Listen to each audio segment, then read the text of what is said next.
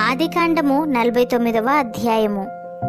యాకోబు తన కుమారులను పిలిపించి ఇట్లనెను, మీరు కూడిరండి, అంత్యదినములలో మీకు సంభవింపబోవు సంగతులను మీకు తెలియజేసేదను.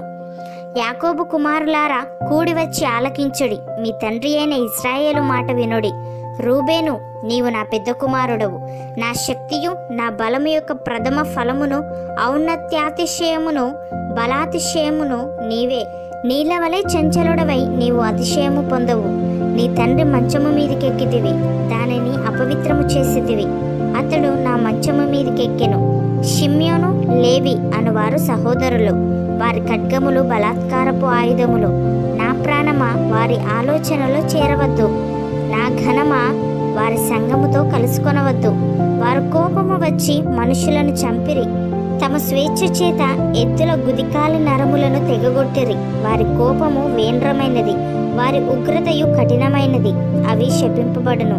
యాకోబులో వారిని విభజించెదను, ఇశ్రాయేలులో వారిని చెదరగొట్టెదను. యూదా, నీ సహోదరులు నిన్ను స్తుతించెదరు. నీ చెయ్యి నీ శత్రువుల మెడ మీద ఉండును. నీ తండ్రి కుమారులు నీ ఎదుట సాగిలపడుదురు.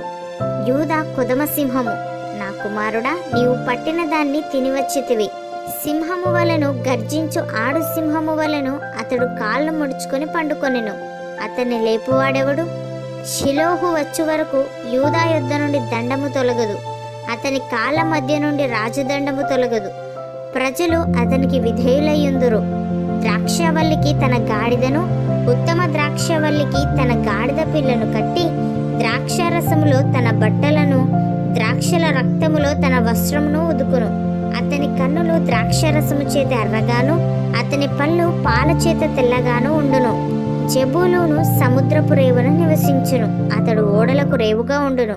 అతని పొలిమేర సీదోను వరకు నుండును. ఇశ్శాఖారు 2 దొడ్ల మధ్యను పండుకొని ఉన్న బలమైన గార్ధబము. అతడు విశ్రాంతి మంచిదగుటయు ఆ భూమి రమ్యమైనదగుటయు చూచెను గనుక అతడు మోయిటకు భుజము వంచుకొని వెట్టి చేయు దాసుడగును. దాను ఇజ్రాయేలు గోత్రికుల వలె తన ప్రజలకు న్యాయము తీర్చును. దాను త్రోవల సర్పముగాను, దారిలో కట్లపాముగాను ఉండును. అది గుర్రపు మడిమెలు కరుచును, అందువలన ఎక్కువాడు వెనుకకు పడును. యెహోవా నీ రక్షణ కొరకు కనిపెట్టి ఉన్నాను. బంటుల గుంపు గాదును కొట్టును, అతడు మడిమెను కొట్టును. ఆషేరునొద్ద శ్రేష్టమైన ఆహారము కలదు, రాజులకు తగిన మధుర పదార్థములను అతడిచ్చును. నఫ్తాలి విడవబడిన లేడి, అతడు ఇంపైన మాటలు పలుకును. యోసేపు ఫలించెడు కొమ్మ, ఊట యొద్ద ఫలించెడు కొమ్మ, దాని రెమ్మలు గోడ మీదికి ఎక్కి వ్యాపించును. వెలుకాన్రు అతన్ని వేధించిరి, వారు బాణములను వేసి అతన్ని హింసించిరి.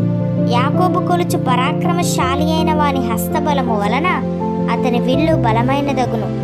ఇజ్రాయేలునకు బండయు మేపిడివాడును ఆయనే. నీకు సహాయము చేయు నీ తండ్రి దేవుని వలనను, పైనుండి మింటి దీవెనలతోనూ, క్రింద దాగి ఉన్న అగాధ జలముల దీవెనలతోనూ, స్తనముల దీవెనలతోనూ, గర్భముల దీవెనలతోనూ, నిన్ను దీవించు సర్వశక్తుని దీవెన వలనను అతని బాహుబలము దిట్టపరచబడును. నీ తండ్రి దీవెనలు నా పూర్వీకుల దీవెనలపైని చిరకాల పర్వతముల కంటే హెచ్చుగా ప్రబలమగును. అవి యోసేపు తల మీదను, తన సహోదరుల నుండి వేరుపరచబడిన వాని నడినెత్తి మీదను ఉండును.